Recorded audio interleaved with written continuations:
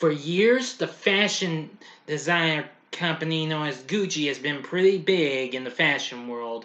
And I just saw the new film based on the true story of, um, well, the wife of Mauricio Gucci in the form of House of Gucci, now playing in theaters. But is this new true story flick a surefire fashionable winner, or is it not as fashionable as it claims to be?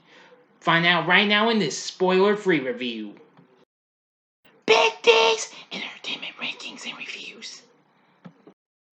So greetings, my fellow YouTubers, and welcome to Big D's Entertainment Rankings and Reviews. My name's Doyle, better known to as the Big D, and this time around I bring to you a spoiler-free review of the just now released biographical, excuse me. Well, I'll pronounce it your way. It's alright. Crime drama known as House of Gucci, released by MGM, directed by Ridley Scott. This is kind of a first for him, directing a non-action-packed or historical flick.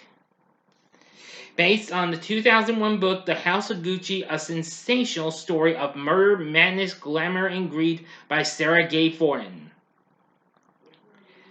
The film has a pretty big cast that stars world-famous pop star Lady Gaga as Patricia Reggiani,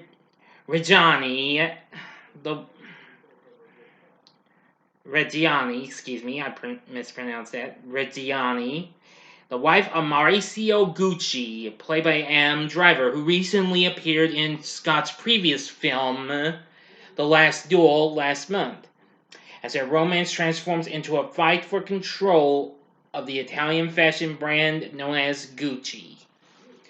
The film also stars Jared Leto, Jeremy Irons, Salma Hayek, and Al Pacino. Now, I gotta say, it's pretty good in ways. But anyway, the film follows Patricia as she romances Mauricio and marries her way into the dynastic Italian luxury label of Gucci. And the family business holds little allure for bookish Mauricio, and the real power is held by his father Rodolfo, that's Jeremy Irons, and his uncle Aldo, played by Al Pacino. Well, it turned out to be good, but as you may not know, it turns out to be a real big whoa in the end. Anyway, the film, unfortunately, unlike The Last Duel, which tanked at the box office, has been receiving mixed response. Now, praise for the performances of the cast, most notably Lady Gaga's, were pretty good. And I have to agree, the critics were right. I have to even agree on Jared Leto playing Paolo Gucci, although his character was kind of a little, I don't know, that's kind of a slight downside I had, but still, Leto was good though. Another kind of a downside I have with the film is its runtime. The film's 157 minutes, 2.5 hours long, just like The Last Duel was. After all, this wouldn't be the first time. You know we had longer movies in the last few weeks or what have you, like No Time to Die, which was a recent hit for MGM, as well as the more recent MCU flick Eternals.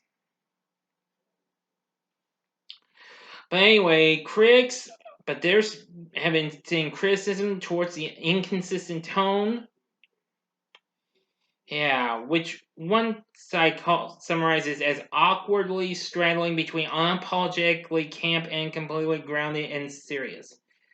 I don't really think I consider this to be unapologetically camp and completely ground serious or whatever.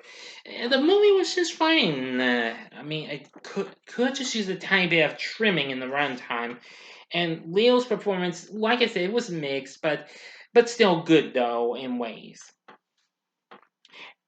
Anyway, Adam Driver was real good in this as Mauricio.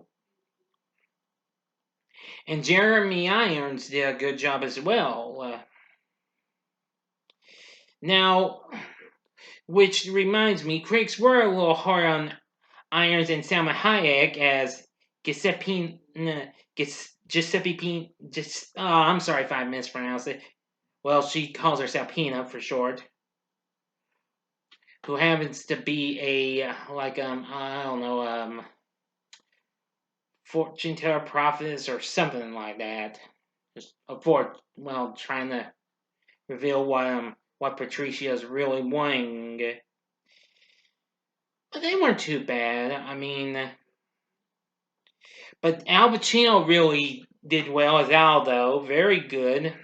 The rest of the cast wasn't too bad. Now, I did like some other things. I liked the atmosphere of the film, starring out in 78 and then going through the 80s and into the 90s, which, of course, lead up to 95, which, of course, was the year, well, Mauricio Gucci was shot, but you probably know that if you've heard it in the news. But anyway, I'm not telling you how that goes and what have you, because that's spoiling it. This is a spoiler-free review, so I'm not telling you that. Thank you very much. Anyway, what's more is the real Patricia Reggiani did approve that Lady Gaga would portray her and commented she immensely likes her, saying she's a genius, which was earlier this year, but 2 months later, she gave an interview, where she stated that she was annoyed that Gaga had not contacted her to meet her and claimed that it is not an economic question. I won't get a cent from the film. It is a question of good sense and respect. Well, later on, it was confirmed that the producers did not want Gaga to meet her, and they were aware of not wanting to endorse or support the awful crime. Well, you again, not gonna say that the rest of that. You probably know that, but I'm not gonna spoil it. Well, also, Aldo Gucci's daughter and Mauricio's first cousin, Patricia, told the Associated Press in the name of the Gucci family they were not impressed with the film. They were truly disappointed. But hey, I understand. But overall, I thought the film was pretty good. It's just that it could have just used a little trimming. Jared Leto was good in ways, but could have been a little better. But hey, you don't have to take my word for it, though. Anyway, and the music from Harry Gregson Williams was good. We did get to hear some pretty good music in this as well. Some real pretty good tunes. Anyway, but I did like how some of the outfits we got to see Gaga in. That was really good, as much as I don't really like the outfit she wears on stage. But, well, that's another story. But in this, she wears some good stuff, and that I like. Mm-hmm. So anyway, in the end, I really think House of Gucci would be worth looking into. Well, I can't guarantee it'll make it as big as the last duel, but I think it might be able to pull it off. Well, we'll hope for the best. So anyway, with all that said, with a pretty good cast and performances were mostly good and what have you, a pretty decent score, but with good classic songs we got to hear and what have you. And the direction of Ridley Scott was good too. So for my score for this, I'm going to give House of Gucci 4.5 stars. On a scale of 1 to 10, I'm going to give it a 9.5, aka 9.5. So anyway, what are your thoughts on House of Gucci? Tell me in the comments section below. If you like this video, click the like button, subscribe to my channel, and be a part of the Big D Nation. Join me next time when I bring to you a review of Harry Potter and the Half-Blood Prince. And don't worry, you will get a review of Encanto coming up. I'll just have to squeeze it in somewhere. I don't know where it'll wind up, but you'll still get a review of Encanto, okay? Well, at least I hope we will. Just stay tuned. Well, again, we'll hope for the best.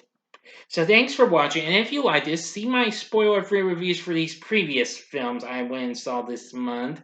In the upper left-hand corner is the spoiler-free review I did for the new MCU flick of Eternals. The upper right-hand corner is my review of Ghostbusters Afterlife, Or go to the bottom left hand corner and see my spoiler free review of Ridley Scott's previous attempt, The Last Duel, which came out last month.